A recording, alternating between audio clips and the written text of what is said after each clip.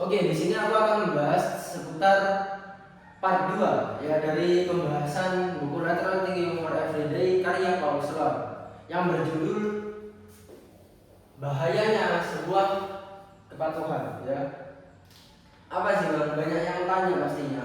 Kenapa topik ini akan aku bahas kali ini ya. Sebelum itu perkenalkan, nama saya Dava Putra Moret. Saya suka dengan dunia entrepreneur, dengan dunia bisnis ya, dan tentunya buku-buku tentang bisnis aku akan membedah satu persatu ya.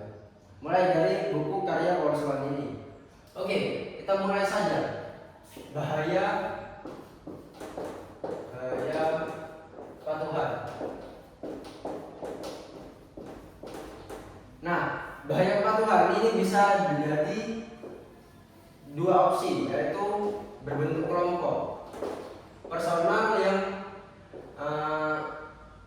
bisa tepatnya itu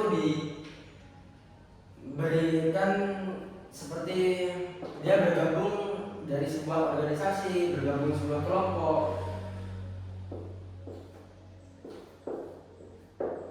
Nah, yang mana kelompok tersebut mengundang yang namanya kontradiktif ya, dimana ketika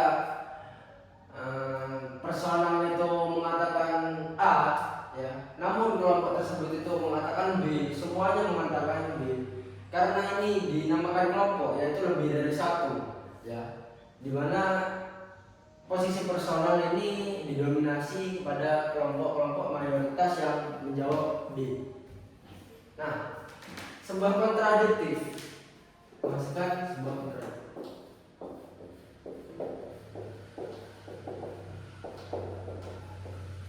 Bang, apa contohnya? Misal ada suatu komunitas, nggak usah disebut lah ya, komunitas A mengambil isu bahwa opini mereka itu bertolak belakang pada proses keputusan presiden, sedangkan di kelompok B itu komunitasnya sangat menerima keputusan presiden ini. Contohnya apa? Sebut aja programnya itu Akasa. Nah, program ini menuntut bahwa ya pengolehan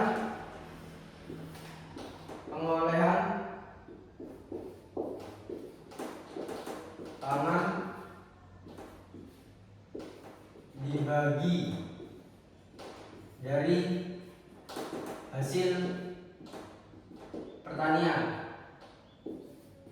Misal ya, di sini aku hanya mengarang saja. Nah, di sini ya, apa berbahayanya bagi dunia entrepreneur untuk semacam organisasi, semacam kelompok? Nah, ini sangat bertolak belakang pada pemikiran lateral thinking for everyday, yang dimana pemikiran itu menunjuk pada personal ya, yang kemandirian cara berpikirnya, cara pengambilan keputusannya, dan bisa dibilang telinga besi ya kalau zaman sekarang. Misal nih, orang A ya, ini mengambil keputusan bahwa opini dia itu bertolak belakang dengan opini presiden ini, Akasa. Loh, Pak Presiden, kenapa kok program ini dilanjutkan atau program ini dilaksanakan? Nah, ada kelompok B yang dia itu centang, yaitu menerima.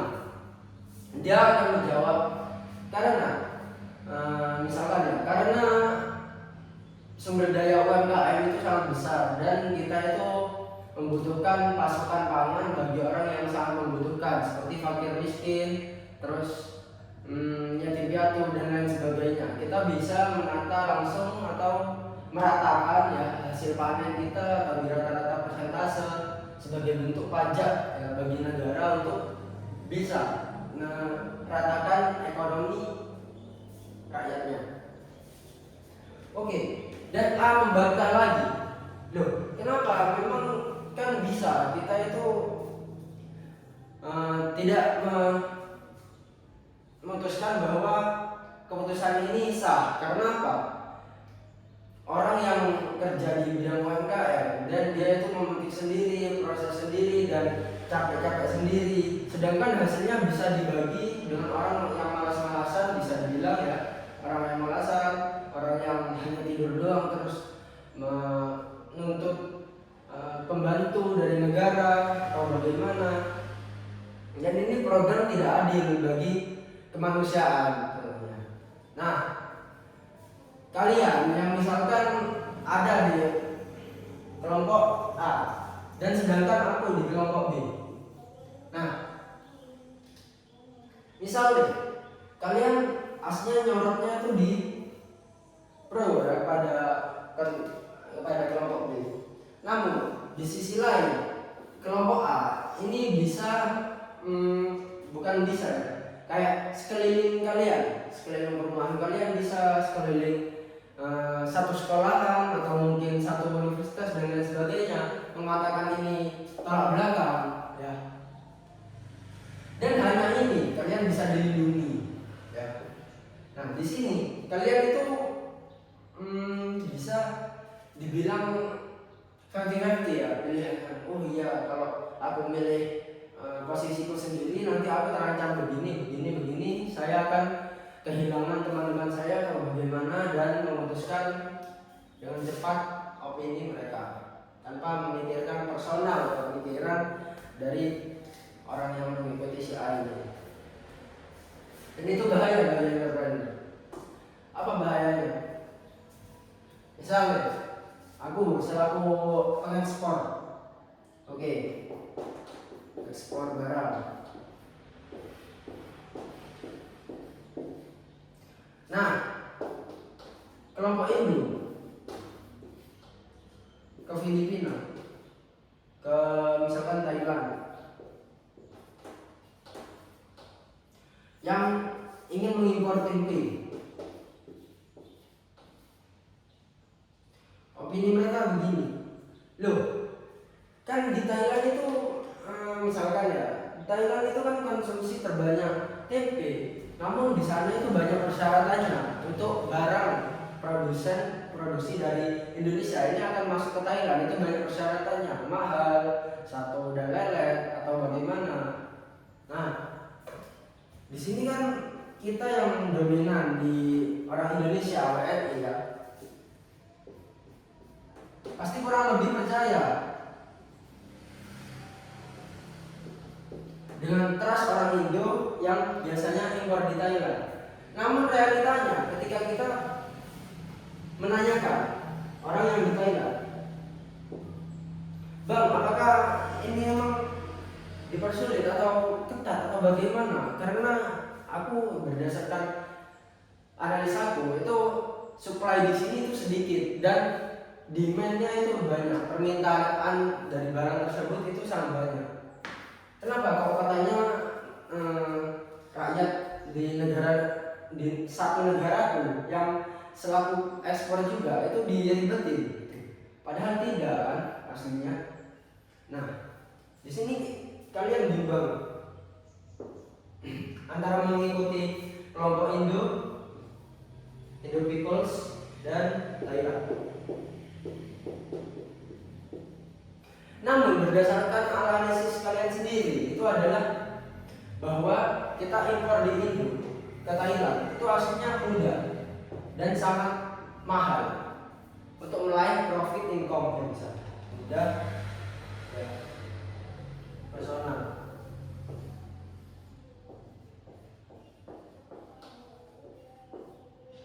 Apa yang harus dilakukan seperti ini? Ya udah, contohnya itu adalah bahaya sebuah kepatuhan dari sebuah mayoritas. Misalkan itu kemarin 2019 ada COVID-19, ada yang mengatakan kelompok A mengatakan harus vaksin, kelompok B mengatakan harus tidak vaksin, nggak boleh karena vaksin tersebut itu ada virus yang dimana dia itu membunuh ya.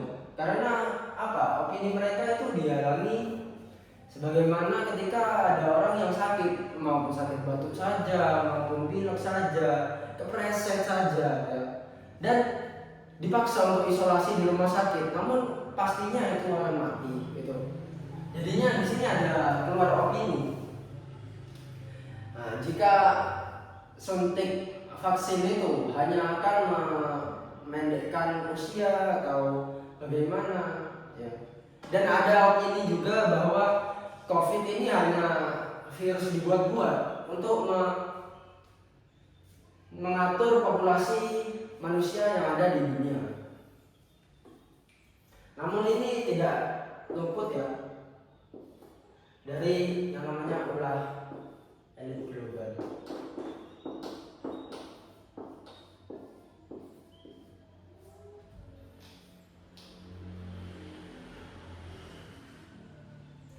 Nah, pembahasan topik yang sekarang ini kali ini aja hanya sampai sini ya. Kita akan membahas part 3 di buku Lateral Thinking di next video ya. Selebihnya